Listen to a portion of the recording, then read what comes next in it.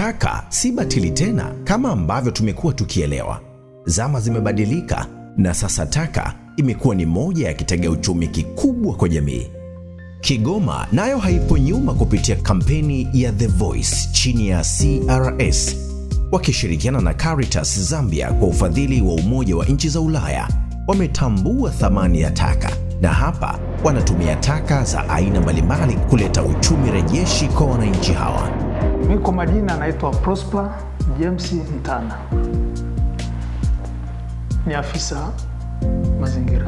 Mimi naitwa Fanueli Elisha Kifunyu, mjasiriamali, niko katika upande kwa ajili ya upande wa kutengeneza sabuni. Mimi naitwa Spora Elias Ndike, kwenye hili kundi mimi ni mweka hazina. Naitwa Hassan Abdalla Kidanoza, ni mkazi wa kijiji cha Machazo Simbo, Kigoma. Ni mtu maarufu sana ambaye anajikita na zao la mchikichi, ikiwemo ukamuaji wa mafuta ya mawese, uvunjaji wa mise, kukamua mafuta ya mise, kuuza mashudu, kutengeneza mkaa, pia biogas. Fursa hii ni kielelezo kuwa nyakati zimebadilika na kutoa mwamko kwa vijana na watu mbalimbali kuchangamkia fursa hii. Taka hizi hukusanywa katika maeneo mbalimbali. Tuna sabuni hii hapa. Hii sabuni inatokana na mkaa. Cha kwanza ambacho watu tunaanza nacho kabisa, kwanza tunakusanya ile taka ya mkaa. Kwa hiyo tunaiweka ndani ya maji. Mle ndani ya maji tunachukua na sabuni yetu hii hapa. Hii sabuni ya unga hii ambayo tumetengeneza. Tunaiweka mle ndani. Tunakoroga mle ndani kama siku 2 hivi siku 3, maana yake tunaamini kama kuna bakteria zote watakuwa wamekufa. Mkaa huu unatokana na maganda ya mise yaliyoungua. Kwa hiyo sisi makilio yetu makubwa, hatuhitaji kukata miti kutafuta mkaa wowote. Ni zao hili la mchikichi, yale maganda yake ambayo yalikuwa yakitupwa porini, inaitwa mise, imekuja tunaibangua. Hii ngozi ya juu ambayo ilikuwa tunakwenda kupikia, tukianza kupikia ndio tunatengeneza mkaa. Wanapokuwa wameshapika uchafu wanaleta hapa, ndio tunapata. Hizi ni mbegu zilizokwisha ungua ambazo zilikuwa zinamwagwa au ni uchafu wa kuchafua mazingira, ndio tumezigeuza kwa sababu ya kutengeneza mkaa mbadala na mashine ya kuchekecha hii hapa.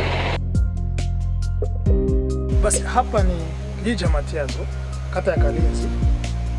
Hapa ni kwenye kiwanda cha kubangua kahawa, ganda la pili. Baada ya kutoka shambani inatolewa ganda la kwanza. Baada ya hapo inakaushwa, kikauka inakuja bangua ganda la pili, ganda gumu. Hili ganda gumu kama unavyoona likitoka linakuwa kwa staili hii, kavu gumu. Hiyo pumba hiyo kama ikiweza kuifanya ioze kidogo, lakini baadaye ikawa chini ya mgandamizo fulani kwenye shimo, inaweza kutengeneza mbolea nzuri kwa ajili ya kupandia mazao mbalimbali au kuboresha udongo. Taka hizi zinatokana na kahawa, ni mali. Wale wafuga nyuki wengi wanafuga nyuki, wakimaliza ikishakomaa, wakishachungulia ndani ya mzinga wao kaona asali ipo, anachukua ile masega, anakamua asali. Yale makapi yanayobaki wao wanamwaga, wanatupa, wanarushia kuku, wanatupa. Lakini sasa sisi tukishaiona ile tukichukua ile tunakuja tunatengeneza kitu kama hiki, biwax nzuri kabisa na haina uchafu kwa ndani. Taka sasa ni malighafi muhimu kama wasemavyo Waswahili.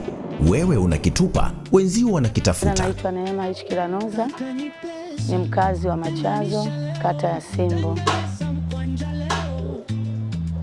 Mimi ni mama wa nyumbani.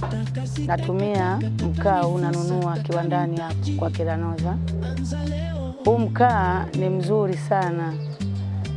Mkaa tunanunua kilo moja shilingi 300, na tunatumia masaa 8 mpaka masaa 9. Hapa unavyoona nimebandika maharage, naweza nikapika mpaka akaiva, nikaunga na ugali napika pia. Mpaka hapo nitapoona labda nizime au nipike vitu vinginevyo. Kwa kweli huu mkaa ni mzuri na tunautumia. Kwako ni uchafu, kwa wengine ni dhahabu. Taka ni pesa. Taka ni pesa. Tenganisha leo, tengeneza mkwanja leo. Tangazo hili limeletwa kwenu na shirika la CRS Tanzania na washirika wake.